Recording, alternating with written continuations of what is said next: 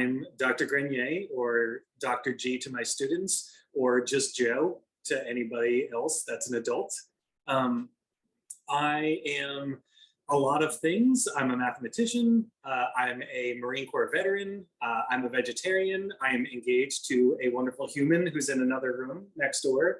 I am a dog friend who is also in the room nearby. And most importantly for myself, I am a home chef. So I cook a lot. If anybody ever wants food, let me know. I'll make some food for everyone. Getting into baking this year, so very excited about that. But the thing that I love is teaching. Like I'm happy about being here because I just really, really like to teach. I have the pleasure of teaching, I think, 7 classes this semester, and next semester I'll probably load up more and do 9 or 10, depending on what's available. But it's cool because I teach math, right? And the best thing about math is most people hate it, which is weird being of the profession where everybody tells me they hate it. But I get to be the person that helps people come to that point where things finally click. And it's such a magical moment. Like, we've all had that moment in our own paths where, like, we've worked on something and there was just that moment where it just ignited in like a flood of new information entered our brains. And I get to be the guide, the person that ushers people into that and like bring them into a whole new world of mathematics. So my goal for this year at BPCC is to help most students at least no longer hate math. They don't have to love it, but my goal is to make them just not hate it. Math is generally considered a roadblock. This is very, very true. And the problem is that this starts at a really young age, right? Like, this doesn't just happen in college. This happens starting like elementary school, where the teachers, elementary school teachers, typically aren't people interested in math, right? And so that sort of carries over into the classroom. And then when kids need help, their parents also don't like or know math. And so it just starts snowballing at a really early age. And the number one thing, you don't need fancy websites or outside resources or anything.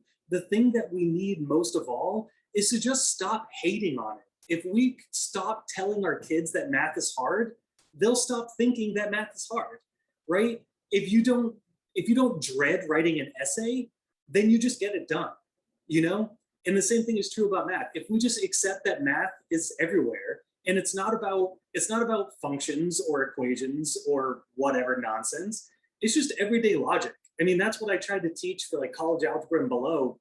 You're just trying to get them to understand that any problem can be solved if you break it apart and proceed logically. Anything you want to do, you can do if you just break it apart. But we need to just stop telling people it's difficult. And so if you're another professor out there listening to this, just try not to tell your students how much you hated math. Because if you don't tell them that, like, it's okay to share and open up, right? And like commiserate. But if they don't go into it thinking it's going to be awful, then they'll be fine. That's usually what I see, is the ones that have the hardest time are kids or students that just think it's going to be awful. It's a great thing to remember as a student that you have the power. You are in control of your situation. You don't really need to ask to go to the bathroom, right? This isn't high school anymore. This isn't middle school. You don't need to like raise your hand and ask. You just do it. You just do what you need to do. You can always just talk things out with your professor too. Like, if you miss a class, sure, you might fall behind, but just talk to somebody. Be like, hey, I didn't make it because life happens. It's okay. Nobody's going to be mad at you, right? Just do what you've got to do. And that applies to so many things. You just understand that you are your own person. You have your way of doing things, and that's it. And it's fine. Just talk. I actually literally just had a student at the end of my class today come up to me, and she was like, okay, Dr. G, I am really shy in class. I don't like asking questions in class because I'm not really sure what to ask. And I giggled immediately because this is that's all of math classes. Every math class you're ever going to take, the hardest part is knowing how to ask the right question. And so just ask. That's it. Even if the question is, hey, I don't know what's going on, that's cool, because in a class full of 25 people, 20 of them probably don't know what's going on. If you don't know what's going on, the others don't know what's going on. You're not alone. It's such a weird misconception that well, first of all, it's a misconception that it's all about you, right? Like, it's not about you. We're all in it together. So if you're struggling, it's safe to assume at least one other person is struggling. And by asking a question, you are helping them as much as you're helping yourself. I will drag it out of you. If I look and see your face and it looks like you're struggling, I will pull it out of you.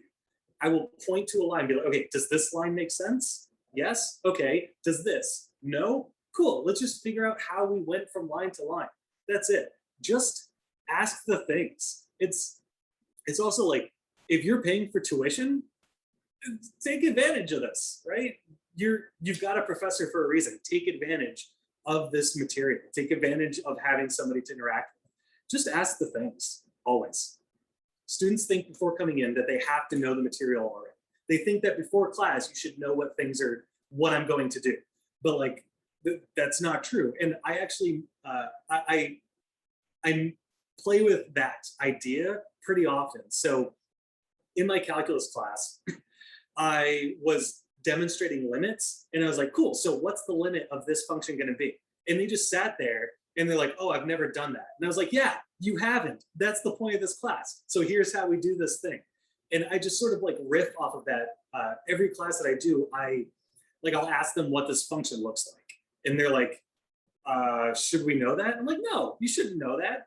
Let's figure it out together. And I just like let them sit in that uncomfortable silence for minutes until somebody realizes we've never done that before. And then we move on. To just sort of like, I try to break that habit. It's an awful habit that people get into.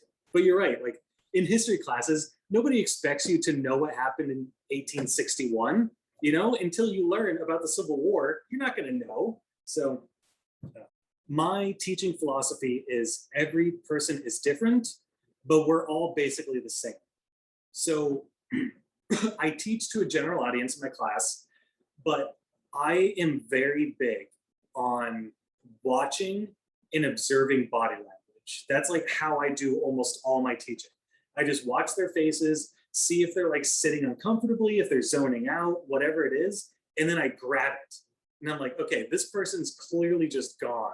So I'll interject a joke or something, and that brings them back. And then I could just like make the lesson simpler for a second before abstracting away again or something. So in general, I don't read about other people's strategies very often, if at all. I don't read like other like pedagogy, whatever. I just do what I do.